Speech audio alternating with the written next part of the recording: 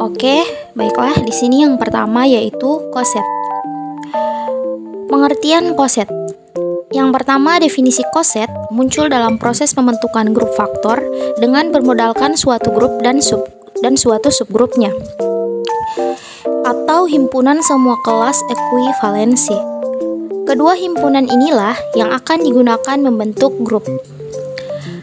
Yang kedua, misalkan diberikan grup G dan subgrup H. Di dalam grup G, dengan bermodalkan dua hal tersebut, misalnya akan dibentuk suatu grup yang baru. Kita ingat kembali bahwa untuk membentuk grup atau bahan yang diperlukan ada dua, yaitu suatu himpunan tak kosong dan suatu operasi biner pada himpunan tersebut. Salah satu ide untuk membuat suatu himpunan baru dengan bermodalkan grup G dan subgrup H tersebut adalah dengan cara mempartisi himpunan G menggunakan suatu relasi ekuivalensi. Dengan demikian, kita akan memperoleh partisi dari G, himpunan semua ekuivalensi. Oke, selanjutnya yaitu teorema A1. G grup, G lebih kecil sama dengan H. Untuk AB elemen G berlaku yang pertama A RLB jika dan hanya jika A inverse B elemen H. Relasi RL merupakan relasi ekuivalen. Buktinya akan ditunjukkan berlaku sifat refleksi atau ARLA. Yang kedua, ambil sembarang A elemen G, A inverse A sama dengan E karena H lebih kecil sama dengan G dengan sifat ketunggalan identitas, maka A inverse A sama dengan E elemen H. Terbukti sifat refleksi. Yang ketiga, akan ditunjukkan berlaku sifat simetri atau ARLB jika BRLA. Yang keempat, ambil sembarang AB elemen G dengan ARLB. Dan yang kelima, ARLB menurut definisi maka A inverse B elemen H karena H lebih kecil sama dengan G, maka A inverse B inverse elemen H sehingga B inverse A elemen H atau BRLA terbukti sifat simetri. Yang keenam, akan ditunjukkan berlaku sifat transitif atau ARLB dan BRLC jika ARLB menurut definisi A inverse B elemen H. BRLC menurut definisi B inverse C elemen H karena H lebih kecil sama dengan G, maka dipenuhi sifat tertutup atau A inverse B dikali B inverse C elemen H atau A inverse B kali B inverse C elemen H atau A inverse C elemen H atau RLC.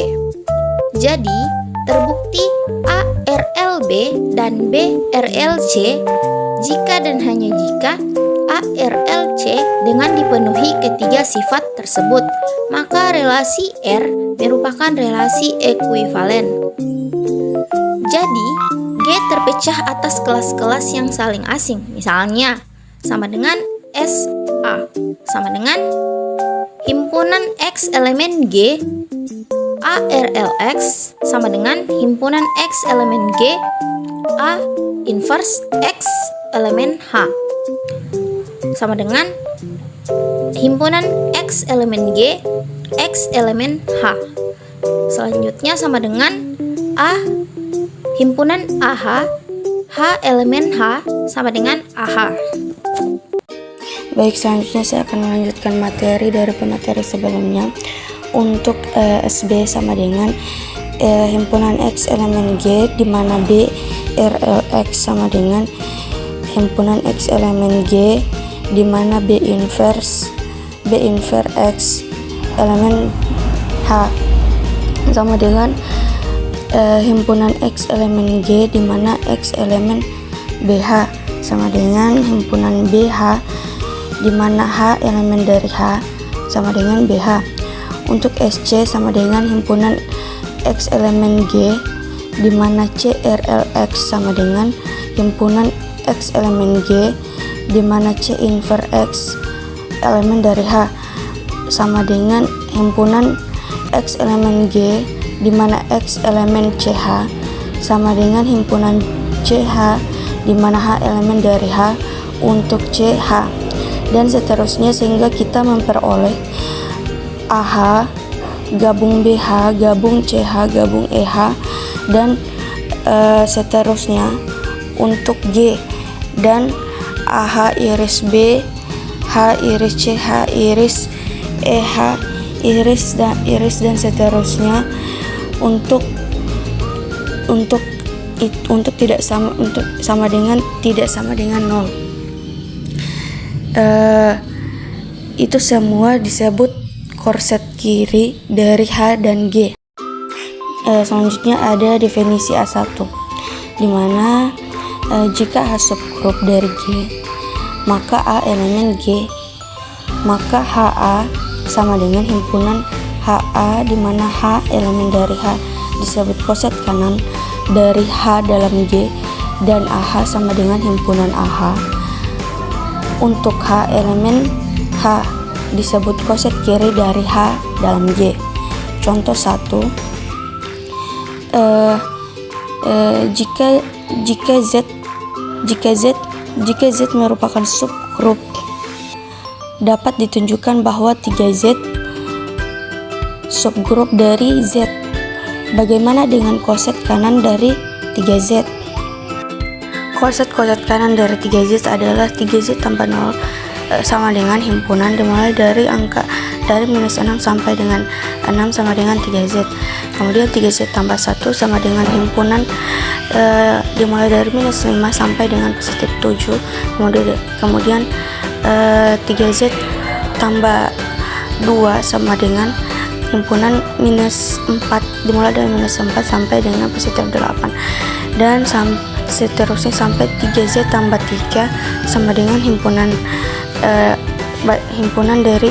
dari minus 6 sampai dengan 6 sama dengan 0 tambah 3Z sama dengan 3Z sampai dengan 3Z tambah minus 1 sama dengan himpunan dimulai dari minus 4 sampai dengan positif 8 sama dengan 2 tambah 3Z, hingga hanya ada 3 korset kanan, yaitu Z per 3Z sama dengan himpunan 3Z tambah 0, 3Z tambah 1, 3Z tambah 2.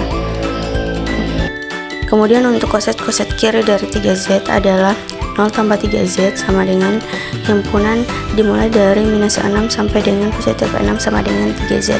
Kemudian 1 tambah 3Z sama dengan himpunan dimulai dari minus 5 sampai 7. Kemudian 2 tambah 3Z sama dengan himpunan dimulai dari minus 4 sampai positif 8. Kemudian 3 tambah 3Z sama dengan himpunan dimulai dari minus 6 sampai dengan positif 6 sama dengan 0 tambah 3Z sama dengan 3Z. Kemudian minus 1 tambah 3Z sama dengan himpunan dimulai dari minus 4 sama dengan positif 8 sama dengan 2 tambah 3Z, hingga hanya ada 3 korset kiri, yaitu Z per 3Z sama dengan himpunan 0 tambah 3Z, 1 tambah 3Z, 2 tambah 3Z sama dengan himpunan semua bilangan bulat modulo 3. Kemudian perhatikan tabel Cayley dari grup Z per 3Z. Untuk 0 tambah 3Z ditambah 0 tambah 3Z itu menghasilkan 0 tambah 3Z. Kemudian untuk 0 tambah 3Z ditambah 1 tambah 3Z hasilnya 1 tambah 3Z. Kemudian untuk 0 tambah 3Z ditambah 2 tambah 3Z itu menghasilkan 2 ditambah 3Z. Selanjutnya untuk 1 tambah 3Z ditambah 0 tambah 3Z itu hasilnya 1 tambah 3Z. Kemudian 1 tambah 3Z ditambah 1 tambah 3Z hasilnya 2 tambah 3Z. Kemudian untuk 1 tambah 3Z ditambah 2 tambah 3Z itu hasilnya 0 tambah 3Z. Kemudian Kemudian untuk 2 tambah 3Z ditambah 0 tambah 3Z itu hasilnya 2 tambah 3Z. Kemudian 2 tambah 3Z ditambah 1 tambah 3Z hasilnya 0 tambah 3Z. Setelah itu 2Z ditambah 2Z hasilnya sama dengan 1 tambah 3Z. Selanjutnya teorema A2 menyatakan G suatu grup dan H subgrup dari G. Untuk setiap A elemen G, maka terdapat korespondensi satu-satu antara HA, AH, dan H itu sendiri.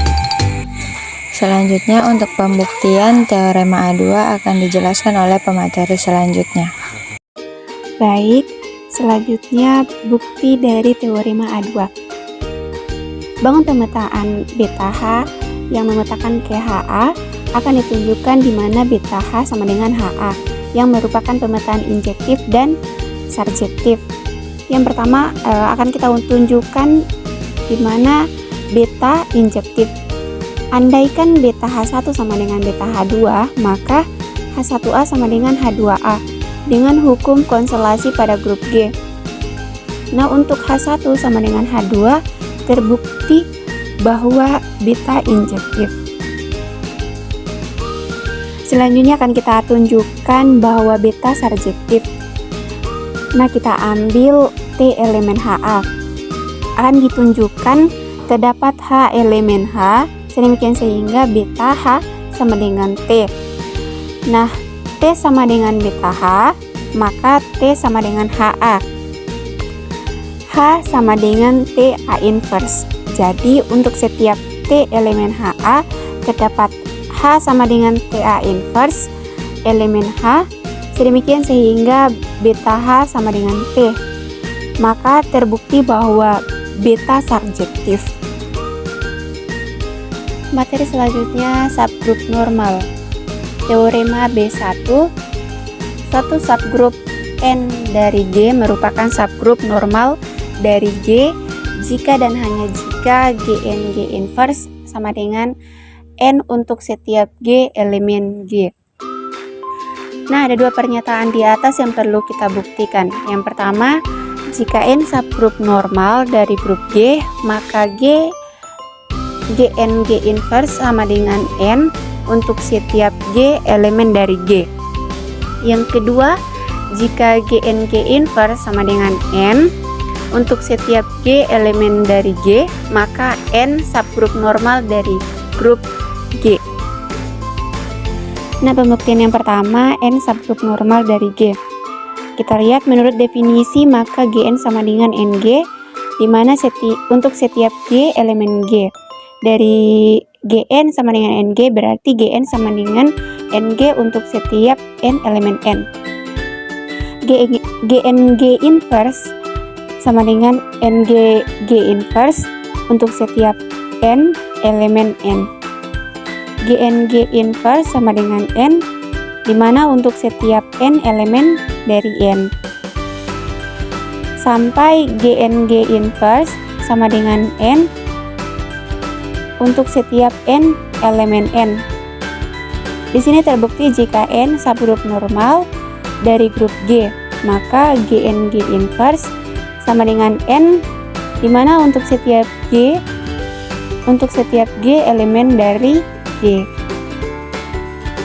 Pembuktian yang kedua, Gn G inverse sama dengan N untuk setiap G elemen dari G, maka N subgrup normal dari grup G, yang dimana Gn G inverse sama dengan N untuk setiap N elemen dari N. Gn G inverse G sama dengan N untuk setiap N elemen dari N.